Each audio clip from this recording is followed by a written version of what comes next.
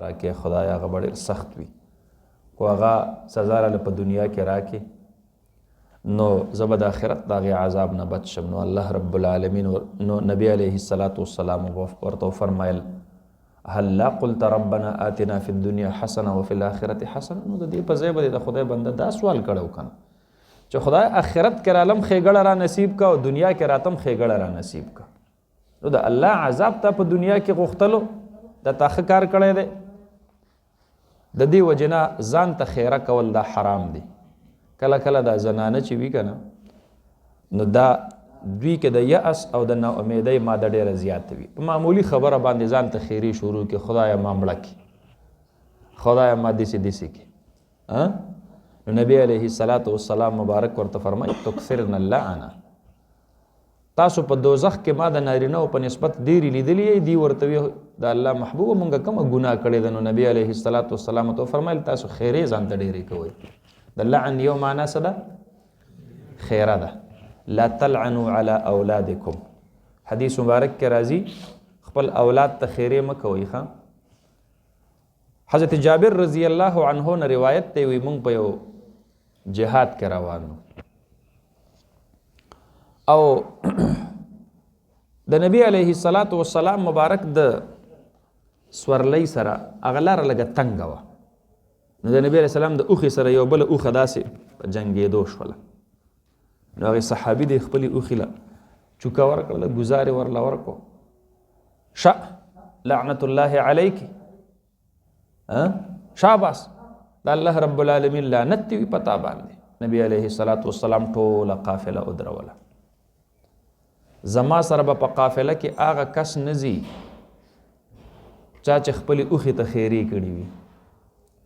او حکم یې وکړو دا اوښه دې پرېږدوه. حضرت جابر رضی الله عنه فرمایي وی هغه اوښه هغې صحابي په اقه ځای باندې پرېښودله او نبی علیه السلام مبارک وفرمایل چې دا ملعونه ده دې ته خیره شوې ده په دې لعنت ویلی شوی دی. نو زما سره به دا په سفر کې نه ځي. حضرت جابر رضی الله عنه فرمایي وي هغه اوښه به بیا اسې ګرځېدله هم دقه شانتې خوشې تشې او چا به ورته لاس کو نه چې چا به ورته لاس کو نو صحابه به ورته ویل ذروها فانها ملعونه. دا پرېږدوئ دې له خوا له مه ورځه په دې باندې لعنت ویلی شوی دی. نو چې اوښې ته خیره وشوه او رسول الله مبارک صلی الله علیه وسلم فرمایل چې دا به زما سره په سفر کې نه ځي نور. نو زمونږ او ستاسو په دې کورونو کې خدا زنانه در روزانه د خپلو بچو ته خیرې کوي سوی سټکورې شي او کله ورته وي ځواني مرګی شي او کله ورته سوي او کله ورته سوي. جناب نبی کریم صلی الله علیه وسلم فرمایل لا توافقوا ساعة فتسألون الله فيها فيستجاب لكم. په دې 24 غنټو ژوند کې په مؤمن باندې الله یو لمحه راولي کو دې پکې دعا غواړي کو خیره پکې غواړي الله یې قبلي. اسې نه چې ستاسو دا خیره په داسې وخت کې ستاسو د خولې نه وځي چې هغه وخت د قبولیت وي بچي ته دې ووي ځواني مرګی شي او بله ورځ لا دی خو لا ماشوم دی لوی شو په سکوټر باندې ناست دی او په روډ کې اکسیډنټ وکړو او کور ته اطلاع راغله زوی دې په اکسیډنټ کې مړ شو مور یې په ځان باندې راکېښودل. دا ستا د ماشوموالي هغه خیره ده کم چې تا دې خپل ماشوم ته کړی وه چې ځواني مرګی شي. نو خیره دا چې کم دی نو ګویا کې بددعا کول خیره کول دا حرام دی. نبی علیه السلام ته منع فرمایي لا تدعوا على اموالکم ولا تدعوا على انفسکم ولا تدعوا على اولادکم. دین نبی علیه السلام مبارک منع فرمایي یو حالت کې بددعا او خیره جایز ده. ظالم ته بددعا کول کافر ته بددعا کول دا سدي دا جایز دي. جناب نبی کریم صلی اللہ علیہ وسلم مبارک فرمائل اللہم اشدد وطأتک علی مضر اللهم اجعلها عليهم سنين كسني يوسف اللهم عليك بفلان وفلان، اللهم شتت شملهم، اللهم فرق جمعهم.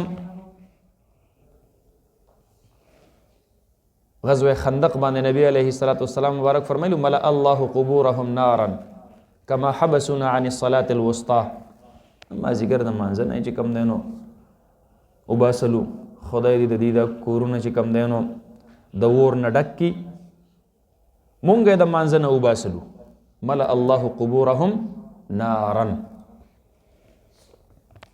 نو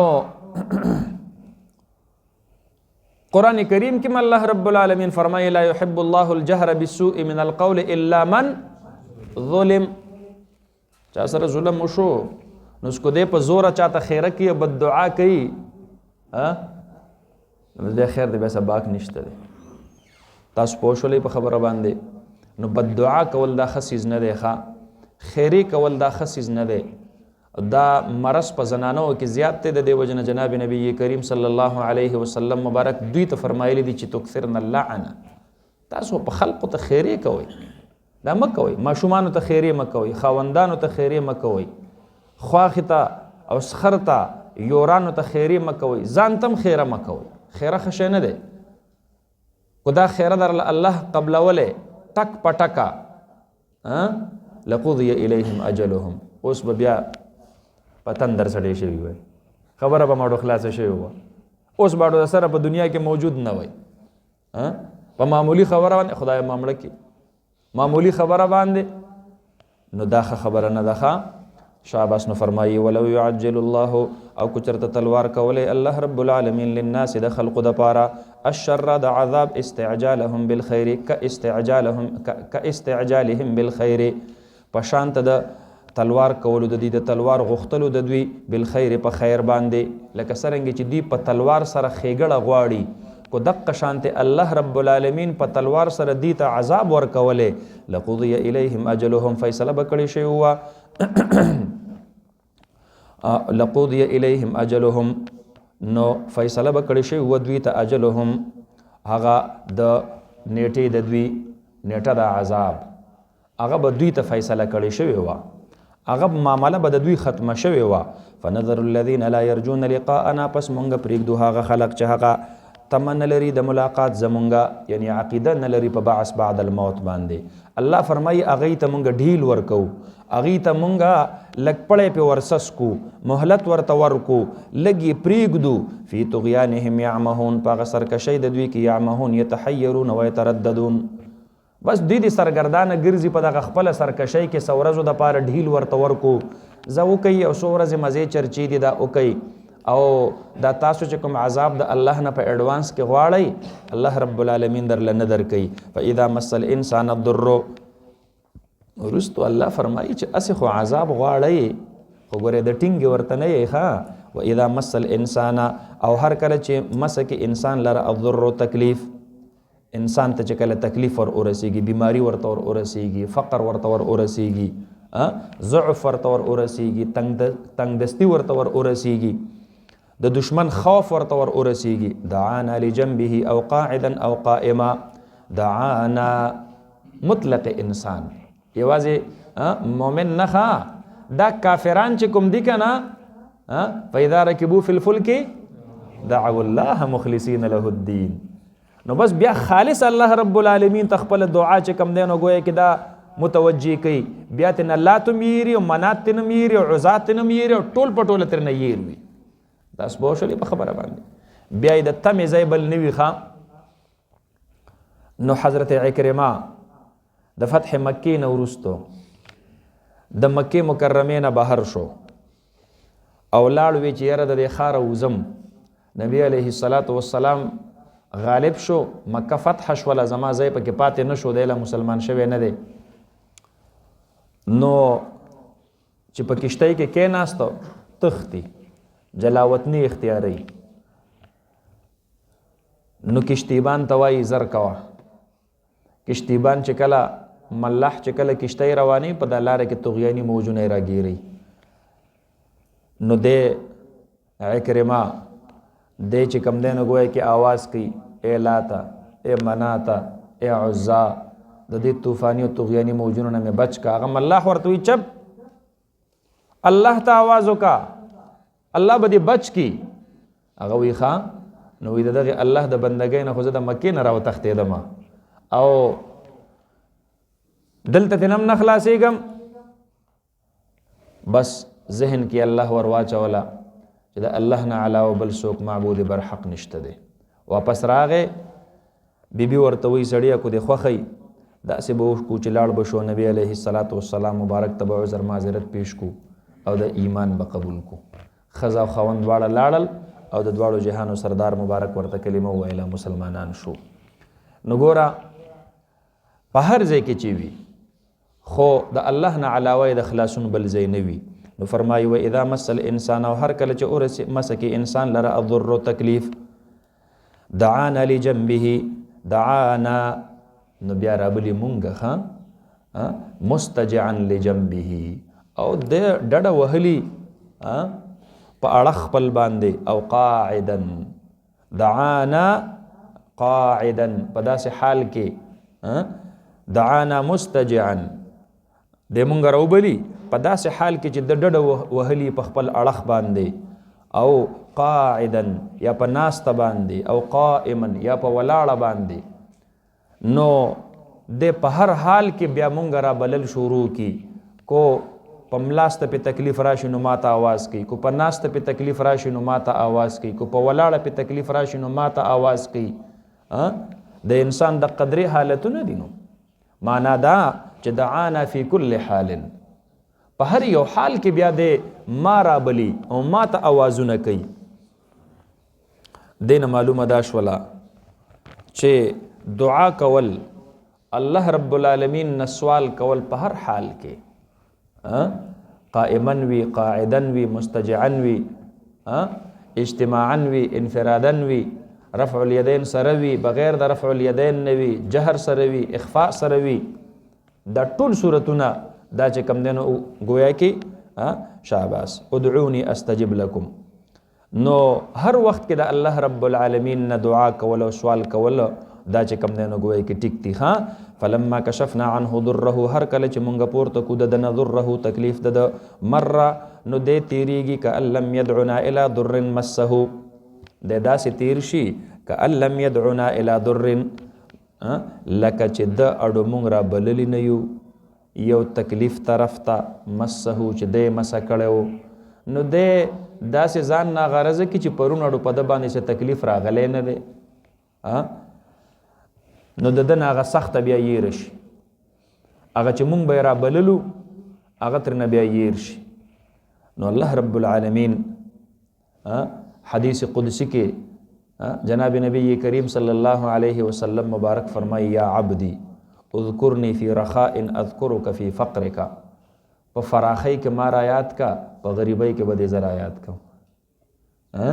په غریبی کې به دې پیژنم چېرې د آواز خو ناشنا نه دی، آواز اشنا دی. او بیا الله رب العالمین فرمایي چې اذکرنی فی صحتک اذکرک فی مرضک،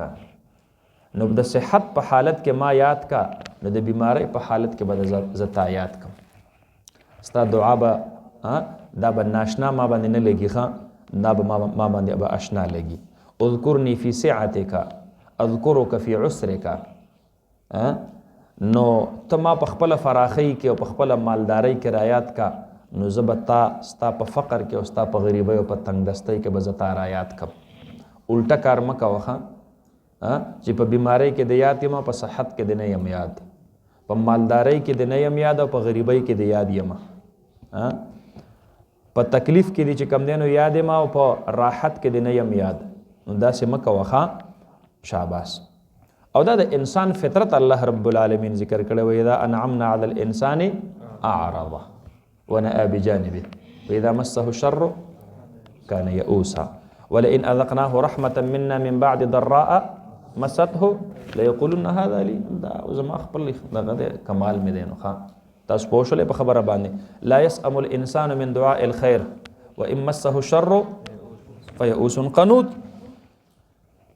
ان الانسان خلق هلوعا اذا مسه الشر جزوعا. دا سه بخوار غریب کې ځان چې تکلیف ورته کله وروسي. اذا مسه الخير منوه بیا ته بدمعاش جوړ شي. تاسو پوه شئ په خبره ده انسان فطرت ته ښه.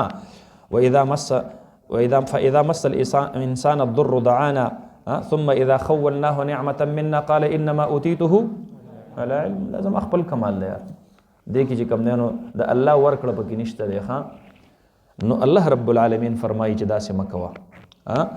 فلما کشفنا عنه ضره پس هر کله چې پورته کو مونږ د دغه انسان نه تکلیف د مر کأن لم يدعنا الى ضر مسه داسې په فخر او په غرور سره تیریږي لکه چې د تاړو تکلیف رسیدلې نه و چې ماته پکې آوازونه کړي او بلنه یې کړې وه داسې په غرور او په فخر باندې روان وي. کذلک زین للمسرفین هم دقه رنګې ښایسته کړی شوی دی المسرفین المشرکین اسراف دا د حد نه تجاوز ته ویل کېږي. تاسو پوه شئ په خبره باندې که نه. او د ټولو نه لوی تجاوز چې کوم دی نو د ټولو نه لوی تعدي او لوی ظلم دا الاشراک بالله. دا څه شی دی لکه دا الله رب العالمین سره شرک او کفر کول دي. نو مسرفین دلته معنا څه ده مشرکین ده. کذلک زینا هم دقه رنګې ښایسته کړي شوي دي للمشرفین د پاره د هغې مشرکانو ما کانوا یعملون هغه څه چې ودي چې عملونه به یې کول. کذلک زینا للمسرفین اعمالهم. نو بس دې مشرکانو ته د خپل کارونه چې کم دی نو ګویا کې دا ښایسته کړي شوي دي. نو چا ورته ښایسته کړي دي؟ شیطان ورته ښایسته کړي دي. تاسو پوه شئ په خبره باندې که نه. چا ورته ښایسته کړي دي؟ شیطان ورته ښایسته کړي دي. دا ورته ویلي چې دا ته کومه لار باندې روان یې دا ډېره بهترینه لاره ده ښایسته لاره ده. کل حزب بما لدیهم فرحون. بس ځان نه پکې خوشحاله دي. ولقد اهلکنا القرون من قبلکم په تحقیق سره مونږ هلاک کړي دي القرون الامم مونږ امتونه اهل د قرونو چې هغې نه مراد امتونه دي هغه امتونه هغه مونږ هلاک کړي دي من قبلکم مخکې ستاسو نه ای اهل مکه من قبلکم کې دا مخاطبین څوک دي؟ اهل مکه دي ښه. ولقد اهلکنا القرون من قبلکم یا اهل مکه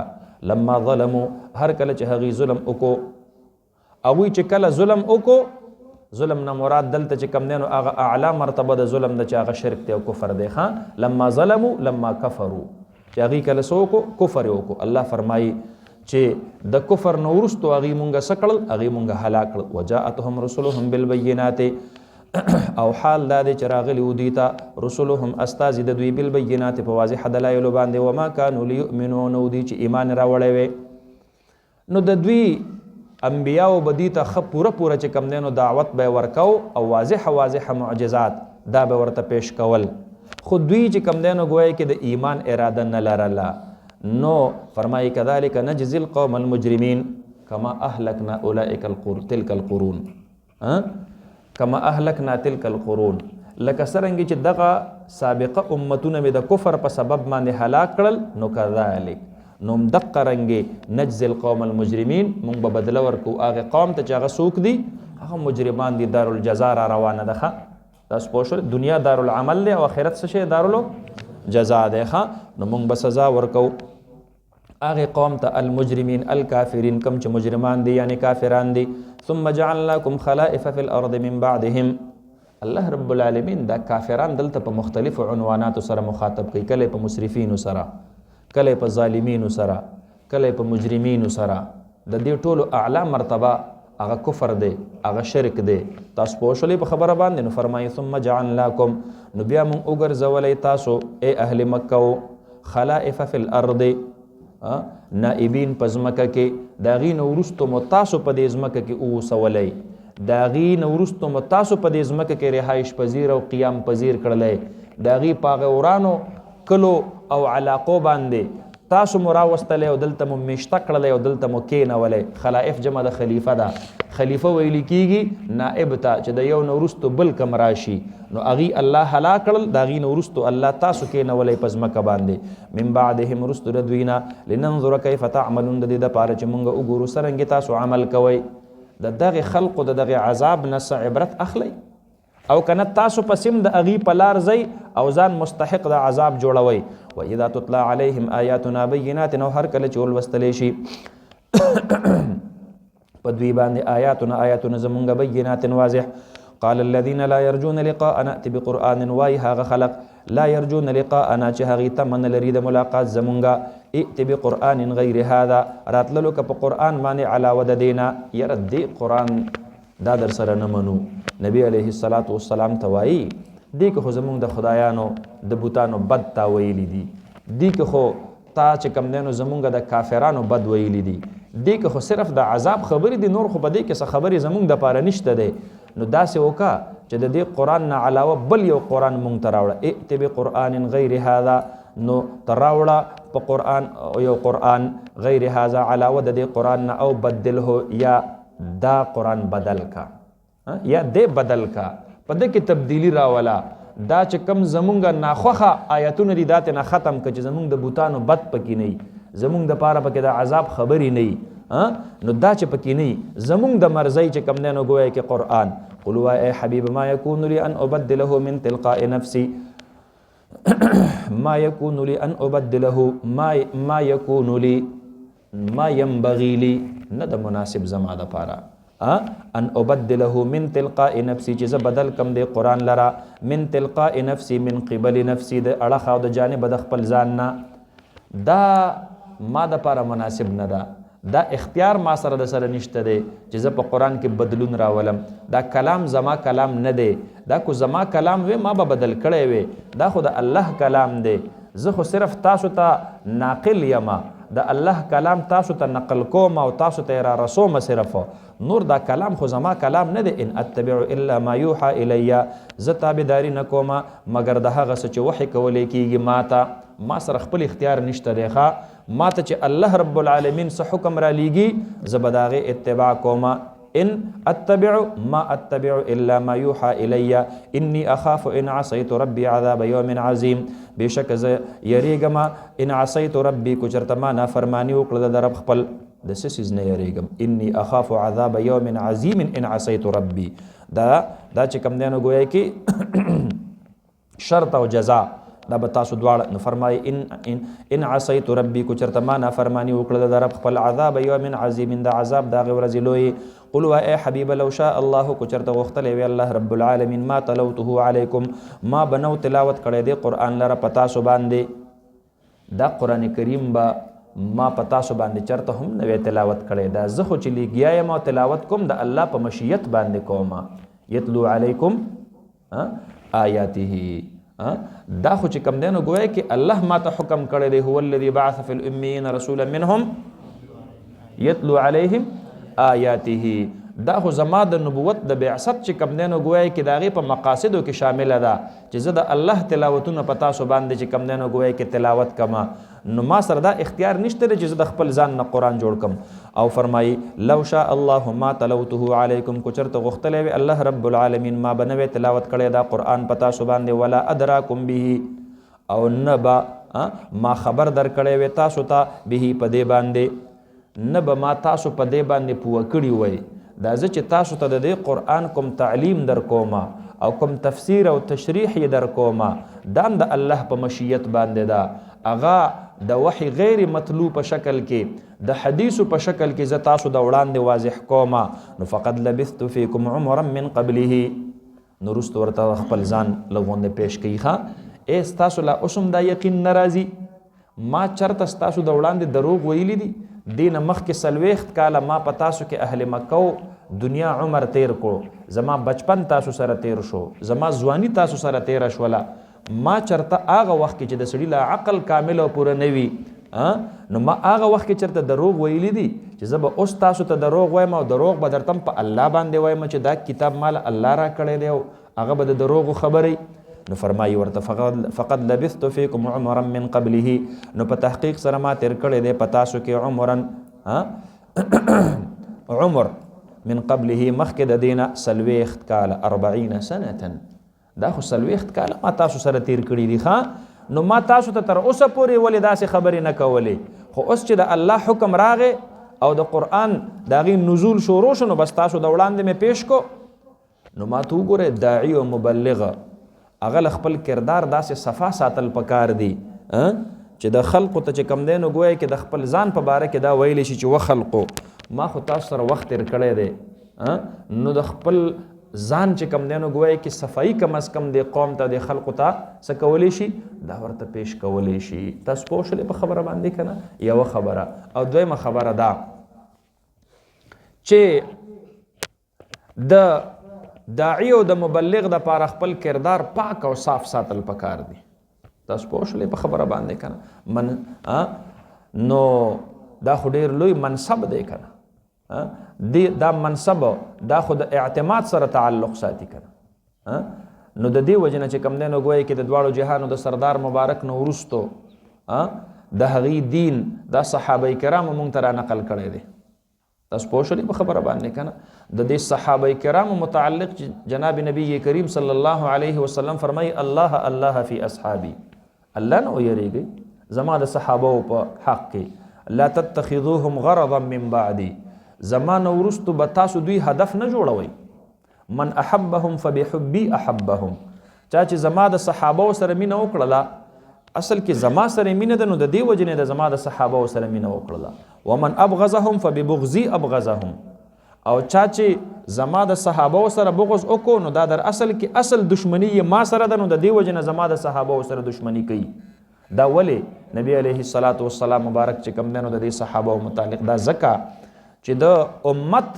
او د نبی علیه الصلاۃ والسلام ترمنځ د دین د منتقل کېدلو وړاندې واسطه دا څوک دي؟ دا صحابه کرام رضوان الله تعالی علیهم اجمعین دي. نو ما ته وګورئ چې د کومې ټانکۍ نه ستا کور ته پیپ راغلی او په دې پیپ باندې ته مطمئن یې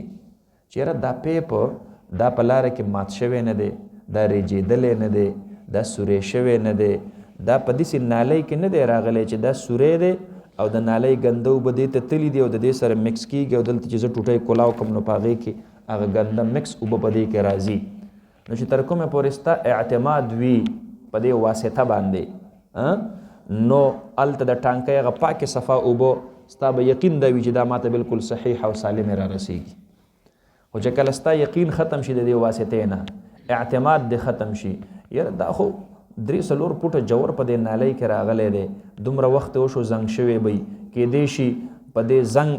آلود چې کم دی نو ګویا کې پیپونو کې د دې نالۍ دا پلیتې اوبه ور پاس کېږي او د دقې پاکو اوبو سره میلاویږي او دلته یې زه څکمه نو کو د چا په ذهن کې دا وهم قدرې پورې وځي، یقین او شک او ظن خو لا لویه خبره ده، دقه اوبه بیا څوک اوس کی نه بس کی. تاسو پوه شولې په خبره باندې؟ د دې وجې نه د امت او د نبی علیه الصلاۃ والسلام مبارک ترمنځ وړاندې واسطه د نقل د دین دا څوک دي؟ دا صحابه کرام رضوان الله تعالی علیهم اجمعین دي. نو د دې وجې نه نقد کول په صحابه باندې، تنقید کول په صحابه باندې دا ښه خبره نه ده. دا در اصل د واسطې نه اعتماد پورته کول دي او چې کله د واسطې نه اعتماد پورته شو بیا ظاهره خبره ده بیا به هغه اعتماد چې کم دی نو ګویا کې مجروحه کېږي. نو د دې وجې نه نبی کریم صلی الله علیه وسلم مبارک کو هغه چې کم دی نو ګویا کې فرمایي فقد لبثت فیکم عمرا من قبله افلا تعقلون، آیا تاسو په دې باندې نه پوهیږئ انه لیس من قبلی چې دا قرآن زما د اړخه نه دی، دا ما د دې قرآن چې کم دی نو ګویا کې دغه نه دی کړی، دا زما کلام نه دی. فرمایي فمن اظلم ممن افترى علی الله کذبا، څوک دی ډېر ظالم د هغه چا نه چې جوړ کړي په الله رب العالمین باندې دروغ. اوس نبی علیه الصلاۃ والسلام د هغه خلقو د پاره سزا بیانې، دا څومره لویه خبره ده چې الله باندې څوک دروغ جوړ کړي د دنه به بل غټ ظالم څوک وي. فمن اظلم ممن افترى علی الله کذبا لا احد اظلم، یو کس نشته د استفهام انکاری دی د دنه بل غټ ظالم نشته دی چې په الله رب العالمین باندې دروغ جوړ کی او کذب بآیاته یا تکذیب کی د آیاتونو د الله رب العالمین. نو کو زه د ځان نه جوړوم نو زمان لوی ظالم بیا نشته دی، او کو تاسو د الله په دې حقیقي آیاتونو باندې تکذیب کوئ نو ستاسو نه بل غټ ظالمان نشته دی. او کذب بآیاته یا څوک دی ډېر زیات ظالم د هغه چا نه چې هغه نسبت د دروغ وکي آیاتونو د الله رب العالمین ته. انه لا یفلح المجرمون، بشکا شان د خبره دا دی چې کامیابی نه مومي المجرمون الكافرون دا کافران. ويعبدون من دون الله ما لا يضرهم ولا ينفعهم ويقولون هؤلاء شفعاؤنا عند الله. د مخکنی آیت نه یو خبره بل هم معلومه شولخه د یو اهم منصب د سنبالولو د پاره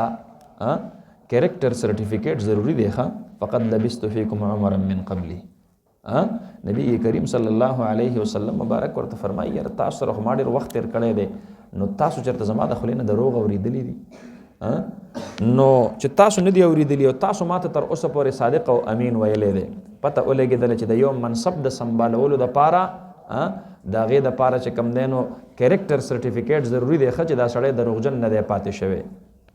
تاسو پوه شولې په خبره باندې که نه د پاکستان په آیین کې هم د اسمبلی د ممبر دپاره د 62 او د 63 ارټیکل لیکلی شوی دی چې دا سړی به مرتکب د فواحشو نه وي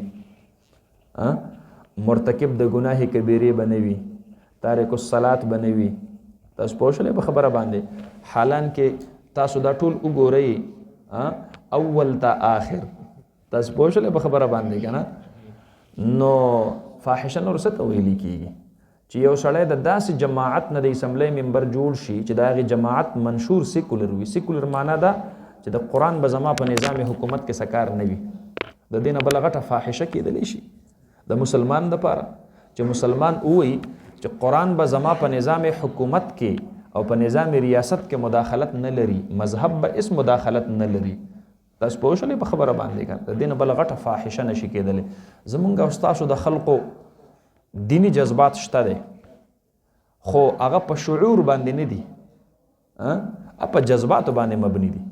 پرون چرته یوې زنانه په خپلو کپړو باندې د پاسې لیکلي حلوه نو خلق ورپسې ټول په ټوله راغونډ شوی دی او دا مونږ وژنو دی په د قرآن کریم آیتونه لیکلي دي او دا د قرآن کریم د آیتونو توهین دی. تاسو پوه شولې په خبره باندې که نه اوس عرب چې کوم دی نو ګویا کې خیسته ته حلوه وي دا خیسته ده یا خوږه نو اوس دا عمل به ډېر لوی جرم وي چې یو زنانه هغه په خپلو کپړو دا ولیکي او که نه چې ستا په ملک کې اکثریتي چې کوم دی نو ګویا کې ممبران هغه ووایي چې زه قرآن به حیثیت نظام نه منم زه سیکولر یم. دا جرم به ډېري کو دا جرم به ډېري. اوس ګورې زمونږ د قوم جذباتو ته وګورئ او دی په دې خبره په جذبه کې راځي خو هلته چې د 1947 نه تر 2024 پورې د روزانه چې کوم دی نو ګویا کې مهر لګوي او ګوته لګوي او د داسې جماعتونو په حق کې لګوي چې هغه جماعتونه هغه قرآن به حیثیت د نظام په پاکستان کې نه مني. د هغې دستور او منشور کې لیکلي دي چې دا به سیکولر جماعت وي. تاسو پوه شولې په خبره باندې نو بالکلیه د قرآن کریم د حاکمیت نه انکار کول اوس دا به لوی جرم وي او که نه یو زنانه په خپل کپړو باندې د عربۍ یو کلمه صرف ولیکله دا به ډېر لوی جرم وي. تاسو پوه شولې په خبره باندې که نه شاباس. نو فرمایي ښه ویعبدون من دون الله او دوی عبادت کوي علاوه د الله رب العالمین نه ما د هغې بوتانو لا یضرهم چې هغه ضرر نه رسوي دوی ته ضرر نشي رسولی ان لم یعبدوه. دا نقطه به سره تاسو ولیکئ نو تاسو ته به دا خبره اسانه شي. کم بوتان کو چرته دوی عبادت اونکي نو دا بت د هیڅ نقصان ورته نشي رسولی ولا ينفعهم او نو ورته نفع رسولی شي ان عبدوه کو چرته دوی سو کی عبادت وکي. په عبادت کولو سره نفع نشي رسولی او په نه کولو سره نقصان نشي رسولی. د داسې چې کم دی نو ګویا کې بې نفع او بې نقصان څیزونو دوی عبادت کوي. ویقولون وایي هؤلاء دا بوتان شفعاؤنا دا به زمونږ سفارشیان وي عند الله د الله په نسبت باندې دا به د الله په دربار کې زمونږ سفارش کوي او سفارش به د دوی جبري او قهري وي یعنی الله باوند دی د دوی د سفارش ته چې دا به قبلې خامخا. تاسو پوه شولې په خبره باندې نو فرمایي قل ای حبیبه اتنبئون الله آیا تاسو خبر ورکوي الله رب العالمین لرا بما په هغه څه باندې په هغې بوتانو باندې په هغې الهو باطلو باندې لا يعلم فی السماوات ولا فی الارض چې الله په علم نه لري په اسمانونو کې او نه په ځمکه کې. الله رب العالمین ته خو د دوی د معبودیت علم نشته دی چې دا ستاسو چې دا معبودین دي دوی هم د عبادت مستحق دي. الله ته نه خبره ده د الله په علم کې د سره دا خبره نشته ده. نو تاسو چې کم دی نو ګویا کې الله رب العالمین ته ښودنه کوئ اتنبئون الله سبحانه پاکی د الله رب العالمین لرا د څه شیز نه د دې الهه او باطلو نه وتعالى او ډیر زیات بلند عما د هغه څه نه یشرکون چې دی ورسره شریک جوړی د هغې الهه او باطلو نه الله ډیر بلندتر دی بلند و بالا دی کوم الها باطله چې دوی د الله سره په معبودیت کې شریکي. وما كان الناس الا امه واحده فاختلفوا او نو دا خلق الا امه واحده مگر امت یک یو د نوح علیه السلام تر زمانه پورې دا خلق ټول پټول موحدین او مفسرین لیکلي دي. نوح علیه السلام په زمانه کې بیا شرک او کفر چې کم دینو ګویا کې ظاهر شو. تفسیر مظهری لیکلي دي نو بیا نوح علیه السلام ته د دوی د اصلاح او د دې د دعوت دا غي چې کم دینو ګویا کې ضرورت پیښ شو. نوح علیه السلام دی له دعوت ورکولو. خو په دوی کې هیڅ څوک هم داسې نه و چې د نوح علیه السلام هغه دعوت یې څه کړی وی هغه قبول کړی وی. نو فرمایي وما كان الناس الا امه واحده انه دا خلق مگر امت یک یو فاختلفوا پس دی اختلاف وکړو. نو هغه نو وروستو بیا دوی کې چې کم دینو ګویا کې د مؤمنانو د کافرانو د تفریق او د اختلاف دا په دې کې پیدا شو. تر دغه وخت پورې دا ټول پټول یک یو امت مؤمنه امت مسلمه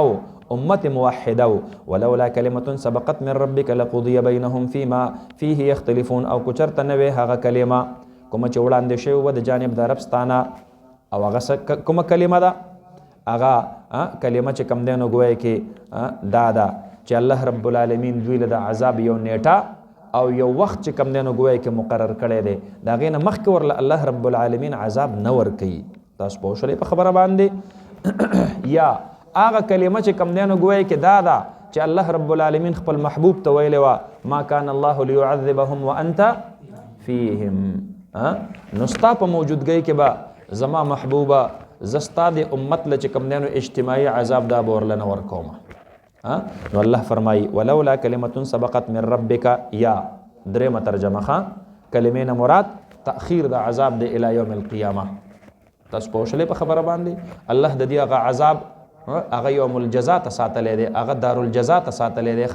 او دار الجزاء هغه آخرت ته هغه بعد القیامت ته. نو دا درې واړه ترجمه به تاسو د دې کلمې کوئ. ولولا کلمه سبقت من ربک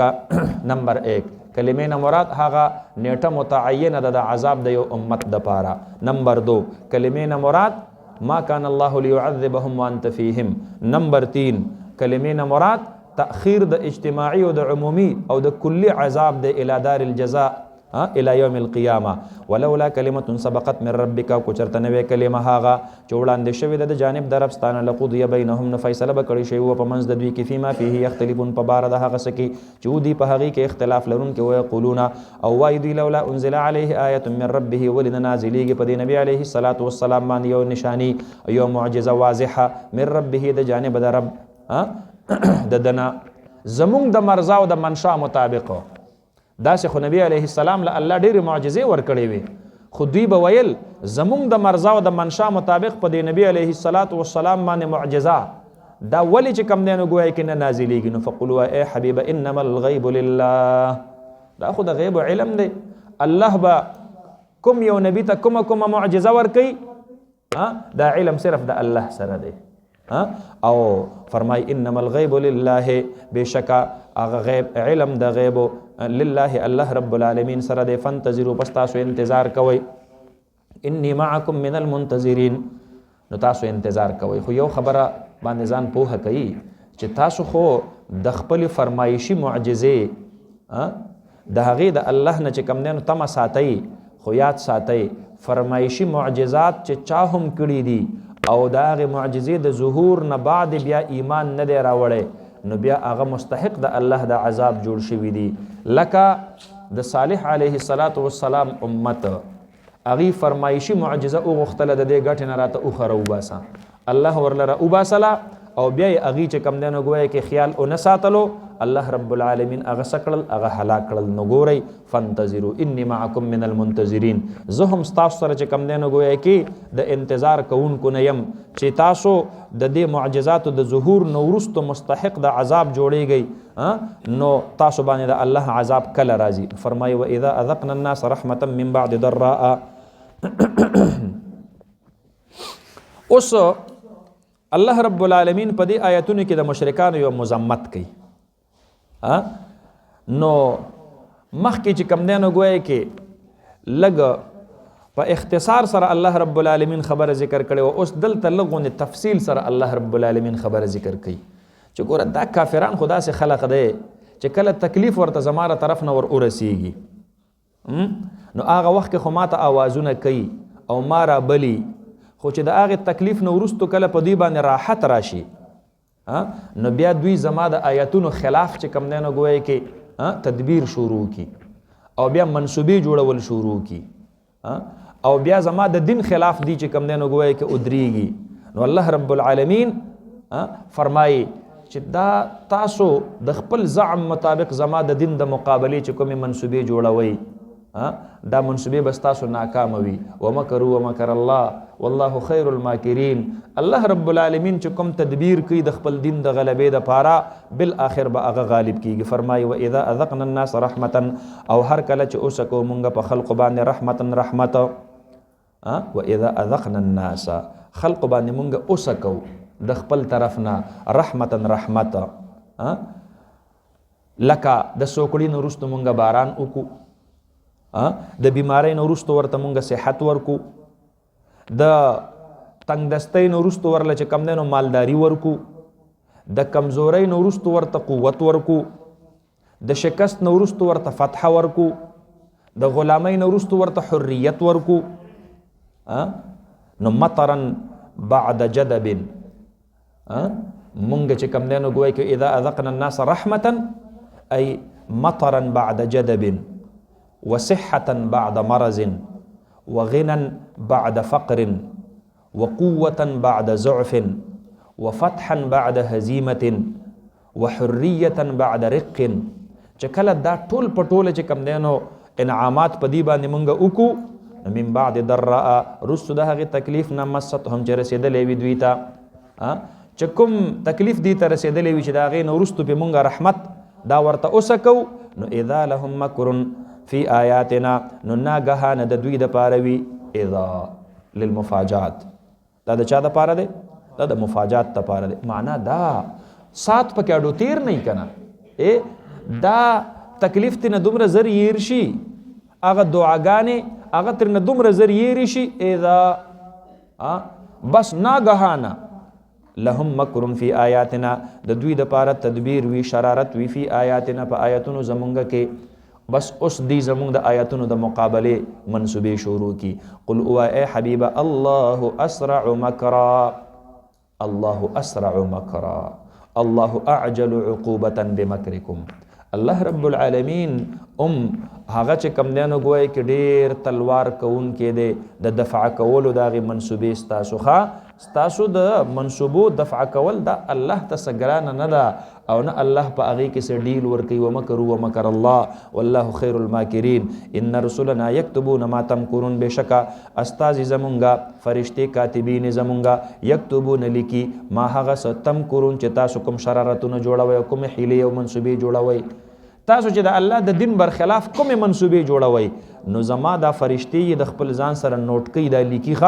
هو الذي الله رب العالمین هغه ذات دی یسیرکم چې چلی تاسو لره فی البر په خشکی کې والبحر او په دریاب کې دا خو الله دی چې تاسو چلی ما ته وګورئ یو درله الله خپې درکړلې دویم درته الله ځمکه همواره کړله دریم الله په ځمکه کې کشش ثقل پیدا کو ګریویټیشن فورس پیدا کو چې تاسو په هوا نه الوزئ اوس دا د چلن چې کوم دی نو ګویا کې صلاحیت دا په سپوږمۍ باندې نشته الته ته په ځمکه داسې نشي ګرځېدلی لکه څرنګه چې دلته ته ګرځې دلته دا ځمکه تا ځان ته لاندې راکاږي دا که فرض که دا نه وی دا قوتو نو دی سیلو به دا خلق اړول نو ته به یو طرف ته روان وي او سیلی به چې کوم دی نو په بل طرف باندې روان کړی وي تاسو پوه شولئ په خبره باندې نو بیا به تاسو تللی نه شوئ نو دې ځمکه کې الله کشش ثقل پیدا کو نو د هر یو سیس چې کم دی نو ځان ته لاندې راکاږي نو ته چې کله قدم واخلي نو بیا دوباره یې په دې باندې کېږدي نو یو درته الله ځمکه همواره کړله دویم درله الله خپې درکړلې او دریم درته چې کم دی نو الله په ځمکه کې کشش ثقل پیدا کو نو ته په هوا کې نالوزي نو هو الذي یسیرکم الله هغه ذات دی چې هغه چلی تاسو ګرځئ تاسو فی البر په خشکی کې والبحر او په دریاب کې تاسو څوک چلی الله مو چلی دا دومره درنه کشتی معمولی کاڼی ورتاو که هغه ډوبېږي او کشتی پکې نه ډوبېږي دریابي او بحري جهاز دا پکې نه ډوبېږي نو دا الله رب العالمین تاسو له سبب د چلن جوړ کړی دی په څه شي کې په دریاب کې حتی اذا کنتم فی الفلک تر دې پورې چې کله یې تاسو فی الفلک په هغې کشتو کې وجرین بهم بریح طیبة او بوتلل وکي دغه کشتی بهم په دې خلق باندې بریح طیبة په هغې هوا باندې طیبة چې هغه موافق وي او سازګاره وي څه مطلب ته چې کوم رخ طرف ته روان یې نو هغه طرف ته چې کم دی نو سیلۍ روانه نو تا هغه خپل منزل مقصود ته رسوي نو دې ته ریح طیبه ویلی کېږي پخوا به چې کومې کشتۍ په دریابونو کې چلېدې دا په بادبانۍ باندې تللې تاسو پوه شولې په خبره باندې د دې وجې نه په دې پخوانو کشتو کې په دې کې به یې لوی لوی څادرې چې کم دی نو ګویا کې دا به یې تړلې وې تاسو به لیدلي که نه لوی لوی څادرې نو هغه څادرې هغه به یې د هوا د رخ مناسب چې کم دی نو هغې ته برابرولې نو د هوا د دباو د وجې نه به چې کم دی نو ګویا کې هغې کشتو مخې ته څه کوو هغې به سفر کوو تاسو پوه شولې په خبره باندې که نه نو هغې ته به یو سړی ناست و هغه ته به بادبان وي نو دی به د هوا په رخ باندې هم پوهېدلو او چې دا کومې څادرې به غوټې شوي وي دا کوم څادر دا کوم طرف ته کول غواړي چې د کشتۍ دا رخ چې کم دی نو په هغه طرف باندې روان شي نو دا بادبان به دی به چې کم دی نو ګویا کې د هوا په رخ باندې هم پوهېدلو د هغې موافق به د هغې څادر په راتاولو باندې هم پوهېدلو تاسو پوه شولې په خبره باندې لکه څرنګه چې نن سبا دا خلق پتنګان الوزي دا ماشومان څه کوي دا پتنګان الوزي نو دا پتنګ چې دومره بره خیږي نو دا د چا په زور باندې خیږي دا د هوا په زور باندې خیږي دا نن سبا چې کم دی نو ګویا کې د مونسون هواګانې را روانې دي نو دا یو جدا بحث دی انشاءالله العزیز په دې باندې بیا په خپل ځای کې بیا بحث کوو چې په دې هواګانو کې الله څومره لوی فایدې کې ښودلي دي خو د ماشومانو دپاره پکې نن سبا دا یوه فایده ده چې د دې د پتنګان پکې الوزېږي تاسو پوه شولې په خبره باندې که نه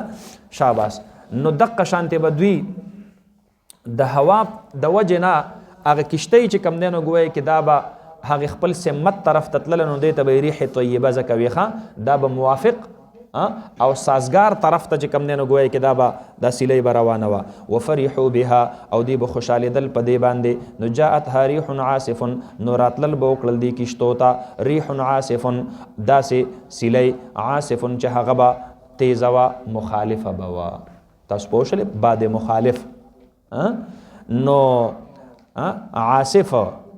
دا چې کم دی نو ګویا کې هغه تیزی سیلۍ ته ویل کېږي التي تکسر کل شیء هر یو څیز ریزه ریزه کوي هغې ته څه ویل کېږي هغې ته عاصف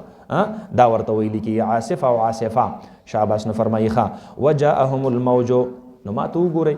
مخالف سمت نه به سیلۍ شروع شوله نو تا کشتۍ دې طرف ته روانه کړې ده او سیلۍ د هغه طرف نه راله نو دا کشتۍ به په ریوس راځي کو به نه راځي تاسو په خبره پوهېږئ ته دې طرف ته روان یې او سیلۍ دې طرف ته شوله نو ستا د کشتۍ سمت چې کم دی نو دا ودرېدلو دا به اوس په مخالف سمت باندې روانه شي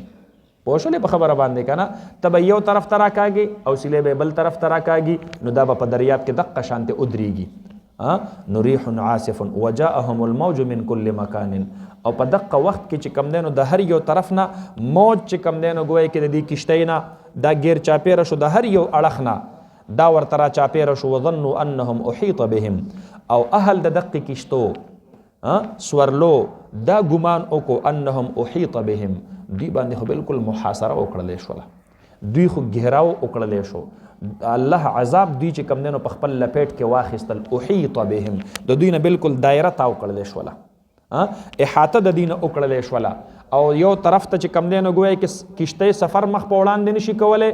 مخالف هوا ده د پاس نه مخالف هوا او د لاندې نه مخالف موجونه نو دی چې کله په دغه گرداب کې راگیر شي نو دعوا الله دی غواړي رابلی الله رب العالمین لرا مخلصین له الدین خالصون کی وی دغه الله رب العالمین ته الدین دعا خپل لرا دین دلته په معنا د چا سره دی د دعا سره دی نو دوی هغه خپل دعا خالص مخلص الله ته بیا کوي بیا تن الله تو منات او عزا او دا ټول پټول تر نبی اسوي دا تر نه يروي لئن انجيتنا من هذه ويقولون دا به تاسو مقدر رو باسي ښا او ورسره په دې زړه کې دا خبره کوي لئن انجيتنا من هذه خدایا کو د دې نننی مصیبت نه دې مونږ خلاص کړلو کنه لنکونن من الشاکرین نو خامخا شو به مونږ د شکر ادا کوونکو نه د قدردانو نه الله دا احسان به دې چرته ير نه کو خطلل دی او بس کلمه ویل دی مسلمانې دل دی نو فلما انجاهم پس هر کله چې نجات ورکو الله رب العالمین دوی ته اذا هم يبغون في الارض بغیر الحق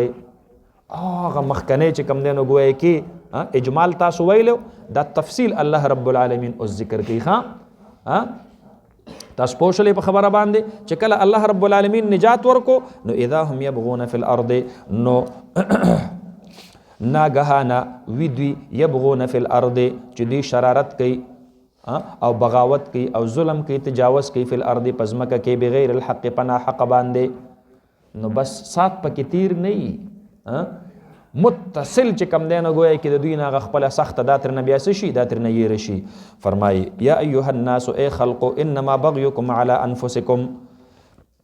بېشکه دا ظلم ستاسو دا بغاوت ستاسو دا تجاوز ستاسو علی انفسکم دا په ځانونو ستاسو باندې دی څه مطلب ای اثمه وباله علیکم د دې هغه ګناه د دې هغه وبال د دې هغه سخته د دې هغه تکلیف دا خو چې کم دی نو ګویا کې دا خو په تاسو باندې دی ظالم د چرته په خپل ظلم خوشحالېږي نه هلکه فلان کې خو مې سم برابر کو انما بغیکم علی انفسکم الظلم ظلمات یوم القیامه دا به د قیامت پر ورځ تکې تورې درنې تیارې د ده دپاره جوړې شي تاسو پوه شولې په خبره باندې او سزا به یې ده ته میلاویږي مظلوم باندې خو لږ ساعت دپاره تکلیف وتیر شو ظالم دی اوس چې کم دی نو ګویا کې د خپل تکلیف انتظار کوي چې دا به څومره ساعت وي ښه نو انما بغیکم علی انفسکم متاع الحیات الدنیا متعوا متاع الحیات الدنیا مړه زه خیر دی فایده واخلی دا غي ژوند چې کم دی نو ګویا کې د دنیا نه لږه غوندې متاع دا شیء حقیر ته ویل کېږي شیء قلیل ته ویل کېږي جاء الکلب واخذ المتاع تاسو پوه شئ شیء حقیر ته ویل کېږي ښه نو متعوا متاع الحیات الدنیا دنیا لږ غوندې ژوند دی انجای کوي دا تاسو چې کم دی نو نفع او فایدې ترنه واخلی ثم الینا مرجعکم بیا موږ طرف ته واپس ستاسو دا بعد الموت رستو د مرګ نه مرګ نو رستو مخالص مونږ ته واپسی ده فننبئکم بما کنتم تعملون نو پس خبر بدر کو مونږ تاسو ته په هغه څه باندې چې وایي تاسو عمل کوونکي د هغې مونږ سره ستاسو پوره ریکارډونه پراته دي ښه نو چې تاسو څه هم کړي دي که نه نو دا ټول لکه څنګه چې سی سی ټي وي ریکارډ دا پروت وي دا به تاسو ته مونږ ریپلی کړو ښه چې ګوره دا کار دې کړی دی دا دې کړی دی دا دې کړی دی شاباس نو فرمایي انما مثل الحیات الدنیا بېشکه مثال د هغې ژوند د دنیا کما ان انزلناه من السماء په شان ته د هغې اوبو دی انزلناه چې نازل کړي دي مونږ هغې لره من السماء د برې نه کل ما علاک فهو سماء ستانه چې بره چې کوم دی نو ګویا کې کوم هوا ده کومه خلا ده کومه فضا ده نو دا ټول ستا دپاره د حیثیت لري د سما حیثیت لري دا تعبیر مونږ ولې کوو دا مونږ ځکه کوو اسمان په خپل وجود کې دا ډېر بلند و بالا دی او دا باران چې د کومې وریځې نه وریږي دا ډېره لاندې وي کله کله داسې وي په دې جاز کې سړی روانېږي که نه نو پاس به پتا باندې غرمه وي او ستا نه لاندې به وریځ وي د وریځې نه لاندې به باران وریږي تاسو پوه شولې په خبره باندې که نه نو د دې وجې نه چې کم دی نو ګویا کې فرمایي ښه انما مثل الحیات الدنیا بېشکه مثال د ژوند د دنیا کما ان په شان ته د هغې باران دی انزلناه من السماء چې راکوزي کړي دي مونږ هغې لره من السماء د برې نه فاختلط به نبات الارض را ګډوډ شوي دي په دې سره راټوکېدلي دي په دې سره ګډوډ نبات الارض هغه بوټي د ځمکې د ځمکې چې کوم بوټي دي نو هغه خلط ملط ګډ وډ چې کم دی نو په هغې سره څه شوي دي راټوکېدلي دي بعضې څیز به تا کرلی او بعضې به ورسره پخپله راوخیږي غنم به تا کرلی او جمدر به ورسره پخپله راوخیږي تاسو پوه شولې په خبره باندې نو فصل به تا کرلی او ساگ به پکې ورسره پخپله باندې راوخیږي نو بعضی چیز بستا مقصود وي بعضی به غیر مقصود وي خو فاختلط به نبات الارض الله رب العالمین خو ستا په مرضی باندې کار نه کوي کنه الله رب العالمین خو چې د کومو سیزونو زرغونه منظوره کړې ده نو هغه ټول ګډ وډ الله را وخیږي نو مما یاکل الناس والانعام د هغه سنه چې خوري هغې لره الناس انسانان والانعام او څاروي اوس تا خو د خپل ځان دپاره غور کړی دی خو الله رب العالمین خو نور مخلوق هم لري کنه نو الله به د هغې غور هم کوي نو د هغې دپاره الله ګیاګانې راوخېجولې جمدرې راوخېجو تاسو پوه شولې په خبره باندې او ستاسو دپاره پکې الله ساګونه چې کوم دی نو ګویا کې راوخېجول نو فرمایي حتی اذا اخذت الارض زخرفها تر دې پورې چې هر کله ونیسي دا ځمکه زخرفها هغه رونق خپل دا ځمکه ښایسته چې کوم دی نو ګویا کې تک شنه شي لکه نن سبا چې تاسو دی دغه ته پټو غاړې ته وځئ که نه داسې ښکلې تک شنې شنې چې کوم دی نو ګویا کې ډاګي دي او داسې شنې شنې ځمکې دي پوه شو او اوس خو غانټول ختم شوي دي پخوا به غانټولو په دې غنمو کې داسې ښکلي ښایسته به ښکارېدل لکه څنګه چې د شپې په دې اسمان کې د ستوري ښکلي ښکلي ښکارېږي دقه رنګې به په دې پټو کې چې کم دی نو دا ښکلي ښکلي غانټول به پکې او په دې ورځو کې خو پکې مستقل مختلف قسم ګلونه به پکې دا زیړو ګل دی او دا شین ګل دی او دا ودي ګل دی او دا ګلابي ګل دی تاسو پوه شولې په خبره باندې نو یو عجیبه غوندې منظر به جوړو نو قرآن کریم د هغې نه تعبیر کړي حتی اذا اخذت الارض زخرفها تر دې پورې چې ځمکې ونیسلو هغه خپل ښکلیوالی هغه خپل ښایست زخرفها هغه خپل ښایست وزینت او وتزینت او دا ځمکه څه شوله دا په خپله باندې چې کوم دی نو ګویا کې ښایسته شوله وظن اهلها انهم قادرون علیها او ګمان وکړو اهلها اهل د دې ځمکو چې کوم عارضي مالکان دي هغوی چې کوم دی نو دا ګمان وکړو زمیندار کاکا پټي ته راغی یاره ډېر ښکلی فصل راله سخت کال چې کوم دی نو ګویا کې میلاو شوی دی نو انهم قادرون علیها چې دی قدرت لرونکي دي علیها په دقه ځمکه باندې علیها ای علی ثمارها وعلى زروعها د دې ځمکې په فصلونو باندې د دې ځمکې په میوو باندې دا زمیندار کاکا ووی چې دا خو اوس زما مټ د لاندې دي نو اتاها امرنا لیلا او نهارا نو راغې دقې ځمکې ته امرنا هغه حکم زمونږ د عذاب امر عذابنا زمونږ هغه حکم د عذاب راغې دې ځمکې ته لیلا او نهارا د شپې یا د ورځې فجعلناها حصیدا مونږ وګرځو دقې فصل لره حسیدا محسودا ریبلې شوې تیز سیلۍ مو پرې راوستله ګلۍ مو پرې راوستله تاسو پوه شولې په خبره باندې نو کله کله هم دقه شانتې وشي ښه زمیندار کاکا خپل فصل ته خوشحالېږي یاره جوار مې دي ډېر ښکلي شوي دي په دې کې پې د شپې تیزترینه ګلۍ وشي نو سهار چې کله دی د خپل پټي ته راوځي نو ټانټې هم پړ مخې پرتې وي پاڼې ترې نه هم رېجېدلې وي او دا وږي ترې نه هم چې کوم دی نو دقه شانتې ځوړند وي دا ترې نه هم ورتاو شوي وي فجعلناها حصیدا کأن لم تغن بالامس داسې معلومیږي لکه چې اډو دې فصل وسانه نه ده کړې پرون لکه چې اډو دې پرون و نه داسې معلومیږي داسې الله نیست او نابود کی الله فرمایي ستاسو د دې ژوند مثال هم دقه شانتې دی ښه تاسو چې کوم دی نو ګویا کې کله کله په دې ځمکه باندې ځان ته منصوبې جوړې کوي کور تیار کوي یاره نوی کور جوړومه رنګ روغن دا پکې وکئ ټایلې پکې ولګوئ او په دې کې یکدم الله فرمایي زما له طرف نه فیصله راشي بس ژوند درله ختم کم کیسه قطاره خلاص شي که ان لم تغن بالامس تاسو پوه شولې په خبره باندې کله کله تاسو چې کم دی نو ګویا کې ځان له ښکلي ښکلي کاروبارونه برابر کوي او دې درمیان کې زلزله راشي ارسه ختم شي دې درمیان کې جنگ راشي ارسه ختم شي دې درمیان کې سیلاب راشي ارسه ختم شي هغه ستاسو هغه بازارونه هغه بیا د کندراتو منظر پیش کوي ښه که ان لم تغن بالامس غنیا بالمکان ای قام به نو سړی چې وسانه کوي چرته ښه نو که ان لم تغن بالامس گویا کې دوی وسانه نه ده کړې بالامس پرون کذلک هم دقه رنګې نفصل الآیات تفصیل سره بیانو مونږ آیاتونه لقوم د هغې قوم دپاره یتفکرون چې هغې فکر کوي والله یدعو الی دار السلام الله رب العالمین بلنه کوي الی دار السلام هغه کور د سلامتیا ته الله رب العالمین خلق را بلی جنت طرف ته او هغه څنګه بالدعاء الی الایمان الله رب العالمین اول تاسو را بلی ایمان طرف ته هغه ایمان کوم ایمان چې ستاسو دپاره سبب د دارالسلام او سبب د چا دی د جنت دی نو جنت ته دارالسلام ولې ویل کېږي ځکه لا یمسنا فیها نصب ولا یمسنا فیها لغوب نه به پکې ستړي وي نه به پکې شور شغب وي الذي احلنا دار المقامة من فضله او بس په هغې کې به چې کوم دی نو د رهایش او د وسانې یو ښکلی کور دی څه ټینشن به پکې نه وي الحمدلله الذي اذهب عنا الحزن دا غم ورځې شپې چې کوم دی نو هغه ختمې شولې جنت کې دا سوچونه او دا فکرونه نشته دی د دې وجې نه جنت ته څه ویلې کېږي جنت ته دارالسلام ویل کیږي. امام قرطبي رحمه الله لیکي چې د جنت په نومونو کې یو نوم چې کم دی نو ګویا کې هغه څه دی، هغه دارالسلام دی. د دې وجه نه علماو لیکلي دي چې په خپل کور باندې دارالسلام نوم کې خودل ټیک نه دي. تاسو پوه شئ باندې خپل کور ته جنت چې کم دی نو ګویا کې نوم کې خودل دا ټیک نه دي، خپل کور ته فردوس نوم کې خودل دا ټیک نه دي. دا برونای دارالسلام چې چا نوم یې خې دا ټیک نه دی. ګوره ځکه دارالسلام دا صرف او صرف د الله د سلامتیا هغه حقیقي کور دی کوم چې جنت دی. تاسو پوه شئ په خبره باندې. شاباس. نو فرمایي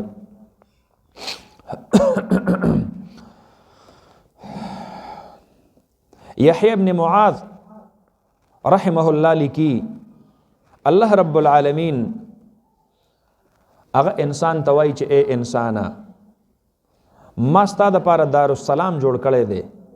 ته به کله دې طرف ته قدم راوچتې، کو تا دې طرف ته یو قدم هم راوچت کو نو زه به دې ورته ور ورسوم، او کو فرض کا تا عمر ضایع کو او د دې په تمه چې د قبر کې بس نیکی او کما بیا به جنت ته ورسېږم، نو قبر دارالجزا دی، دارالعمل نه دی. بیا چې کم دی نو ګویا کې ته جنت ته هغې ته رسېدلی نشي. والله یدعو الی دار السلام، الله رب العالمین بلنه کوي الی دار السلام جنت طرف ته، ویهدي من یشاء او هدایت کوي الله رب العالمین هغه چاته چې وغواړي هدایت د هغه، من یشاء هدایته الی صراط مستقیم، هغه صراط مستقیم ته، هغه لارې برابرې ته چې هغه دین اسلام دی. للذین احسنوا الحسنى وزیادة، هغه خلقو د پاره احسنوا بالایمان چې هغې چې کم دی نو ګویا کې نیکي کړې ده او په څه شي سره؟ په ایمان سره. ایمان یې راوړی. للذین احسنوا، للذین آمنوا وعملوا الصالحات، ایمان یې راوړی دی او نیک عمل یې کړی دی. تاسو پوه شولې په خبره باندې. نو الحسنى وزیادة د دوی د پاره یو خو الحسنى. امام مسلم رحمه الله یو حدیث را نقل کړی دی په صحیح مسلم شریف کې د نبی کریم صلی الله علیه وسلم مبارک نه په خپل د دې آیت کریمه تفصیل را نقل کړی دی، تفسیر را نقل کړی دی، تفسیر القرآن بالحدیث. نو په هغې کې فرمایي حسنا نه مراد جنت دی او زیادت نه مراد زیارت د الله رب العالمین دی. نو للذین احسنوا، مؤمنان صالحین، دا غي د پاره الله رب العالمین جنت مقرر کړی دی. الحسنى جنت دی او د جنت د پاسه ورله الله یو اضافي انعام مقرر کړی دی او هغه سره د الله رب العالمین زیارت دی. نو ما ته وګورئ جناب نبی کریم صلی الله علیه وسلم مبارک فرمایي چې کله د مؤمنان د دوی د زړه ټول ارمانونه الله په جنت کې پوره کی، نو الله به ورته فرمایي بس یو ارمان مو پاتې دی، دا درله هم پوره کوم. دی به په خپل ذهن کې دا سوچ کوي چې خدای دا بلا کوم ارمان وي، دا کوم څیز دی چې پاتې دی. مونږ په ذهن کې خدای څه څیز نه دی چې هغه پاتې شوی وي. دی کې به الله رب العالمین د خپل شان لایقه مطابق پردې لري کی او د مؤمنانو ته به د الله دیدار شروع شي. نو دا مؤمنان به وي چې په دنیا کې او په جنت کې د دین بل لوی د خوشحالۍ لمحه زمونږ د پاره نشته چې مونږ ته د الله زیارت را نصیب شو او الله رب العالمین دې مونږ او تاسو ټول ته دغه خپل دیدار را نصیب فرمایي. وجوه یومئذ ناظرة الى ربها ناظرة، د خپل رب دیدار کوونکی به وي. نو فرمایي ولا يرهق وجوههم قطر ولا ذلة، او نه به پټوي مخونو د دوی لره قطر ولا ذلة، توروالی او نرسوایي. د دې جنتیانو په مخونو باندې به چرته خړګایي نه راځي. قطر خړګایي، قطر د هغې توروالی ته ویل کېږي کوم چې د خفګان د وجې نه د انسان په مخ باندې راشي. تاسو پوه شولې په خبره باندې؟ کله کله د چهرې نه د غم آثار معلومیږي کنه. تاسو په خبره پوهیږئ؟ د چهرې نه د غم آثار څه کېږي؟ معلومیږي. چې ته چاته وګورې تا ته پته ولګي چې دی خوشحاله دی کو دی خفه دی. تاسو پوه شولې په خبره؟ دی خفګان ته او د خفګان د وجې نه چې دا کوم رنګ متغیر شو دی ته قطر ویل کېږي. او مؤمنان چې کوم دی نو جنتیان د دوی په مخونو باندې به چې کوم دی نو ګویا کې په دقه ورځ باندې تازگی پرته وي. وجوه یومئذ ناظرة، تازه تر و تازه، الی ربها ناظره، الله دیدار کوونکی وي، دا به ډېر خوشحاله وي. او وجوه یومئذ علیها غبرة ترهقها قطرة، او بعضې مخونه داسې دي په هغې باندې به خړګایي پرته وي. ترهقها قطرة، چې دا به پټ کړي وي هغه چې کم دی نو ګویا کې توروالی. نو فرمایي ولا ذلة اوې یوم تبیض وجوه وتسود وجوه مخونه به په دقه ورځ باندې د اهل ایمان سوي دا به سپین وي. الله دې مونږ او تاسو ته د آخرت هغه رون مخ او سپین مخ را نصیب فرمایي. او وتسود وجوه عبد الله ابن عباس رضی الله عنهما فرمایي یوم تبیض وجوه اهل الايمان والقرآن د قرآن والا مخونه به الله رب العالمین چرته خړی نه الله دې مونږ او تاسو په هغه خلقو کې شمار کړي. نو فرمایي اولئک اصحاب الجنة دا للذین احسنوا الحسنى وزیاده ولا يرهق وجوههم قطر ولا ذله. دا متصف په دغه اوصاف مذکوره باندې دا سوق دي اصحاب الجنة دا اصحاب د جنت هم فيها خالدون دی به په دغه جنت کې همیشه د پاره. والذین کسبوا السیئات او هغه خلق چې کسب کړي دي السیئات گناهونه چا چې کسب د سیئاتو کړي دي ځکه کسب د قبیح قبیح دی خلق د قبیح قبیح نه دی. شرح العقائد مویلې دی نو په شرح العقائد کې بتا شو دا مسله ویلی وی چې کسب د قبیح قبیح دی خو خلق د قبیح قبیح الله خالق د خیر او د شر د دواړو دی او خلق د شر یا خلق د قبیح دروغ الله پیدا کړی دي قتل الله پیدا کړی دی. تاسو پوه شولې په خبره باندې کنه شرک او کفر الله پیدا کړی دی ګناه الله پیدا کړی دا نو خلق د قبیح قبیح نه دی او کسب د قبیح څه دی. دی وجنه الله فرمایي والذین کسبوا السیئات چا چې کسب د سیئاتو کړی دی نو دا یو ډېر غلط کار یې کړی دی. جزاء سیئة بمثلها نو د دوی د پاره به چې کم دی نو ګویا کې څه وي ګناه به وي بدله د ګناه به وي بمثلها